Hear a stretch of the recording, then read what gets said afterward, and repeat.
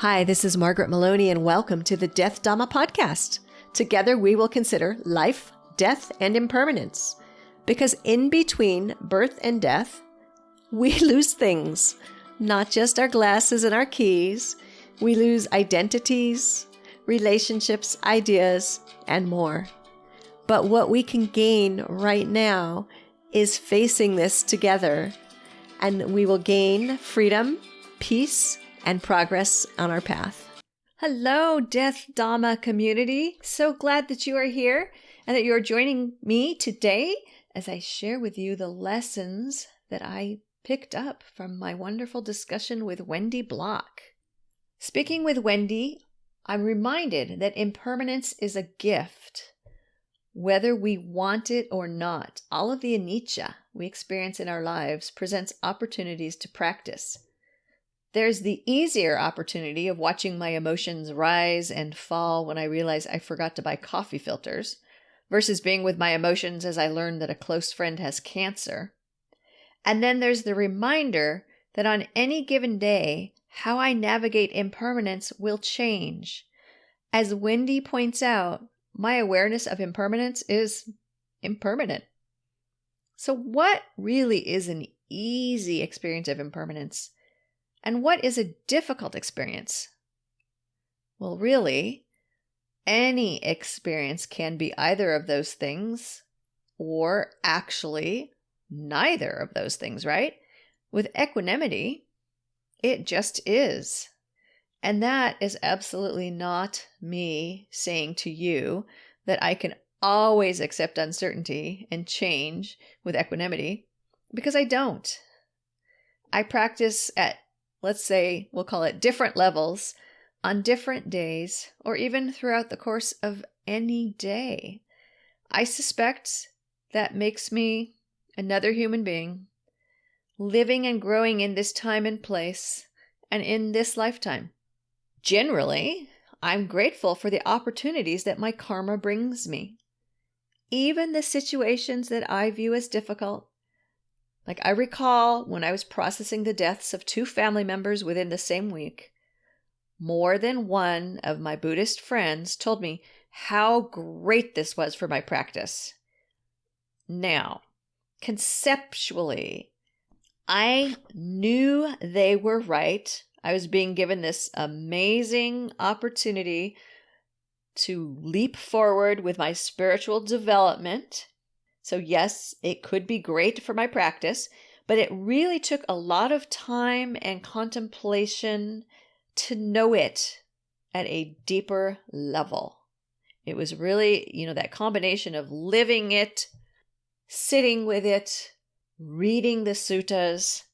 But when they originally said this to me, I accepted it as a lovely Buddhist way of trying to find the right thing to say to someone who's dealing with the death of their loved ones, and that is never easy, right? And also, a documented best practice.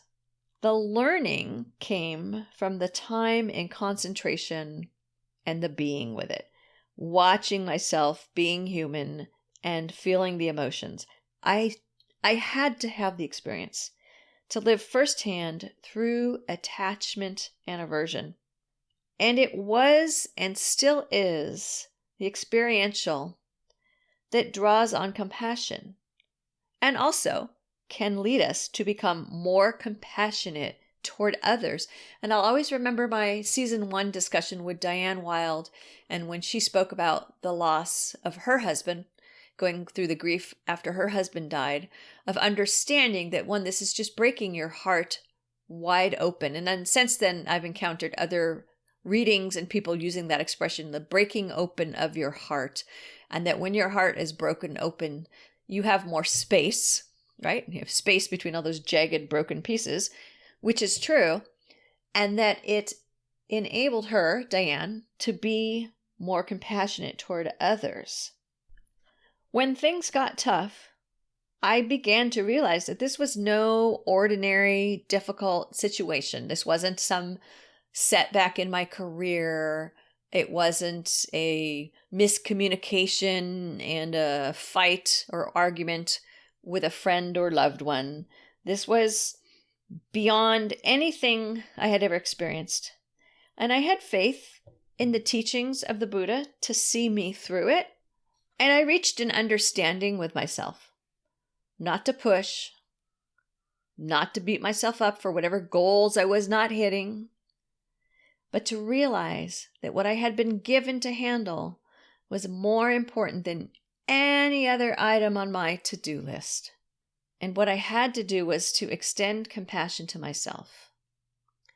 And later, as helping others became part of my path, I learned that my experience would help me be compassionate toward others if and only if I accepted that my experience was only representative of how things worked for me on my path.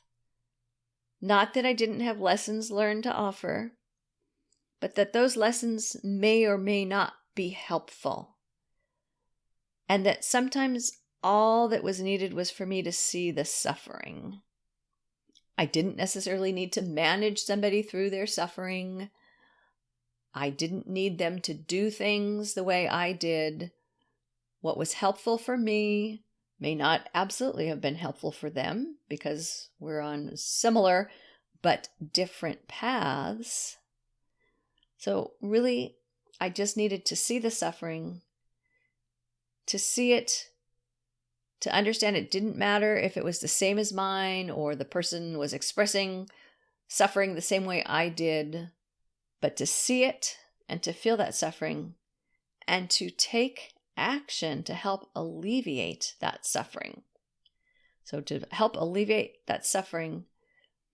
And so in the face of impermanence, it's really important not to forget compassion. Wendy made this statement, and she said, in all of this, I'm paraphrasing how she said it, compassion is the balm, like B-A-L-M, M like Mary, as in a balm, which is something soothing that we apply. You know, for example, there might be a balm, which is like an ointment that you put on something that is painful or itchy. And it took me a minute because at first I thought she was saying compassion is the bomb, like B-O-M-B, which is, you know, a slang term for like, wow, that's the bomb, as in explosive, really in a good way. Like that's a really great thing. And I think both of these things can be true. It is the soothing, healing item that we can apply to help ourselves and others navigate impermanence on our paths. You've been listening to the Death Dhamma podcast with your host, Margaret Maloney. Thank you so much for being here. Come find me on margaretmaloney.com, margaretmeloni.com. And until we meet again, may you be well, may you be happy, may you be at ease, and may you be free from suffering. Bye for now.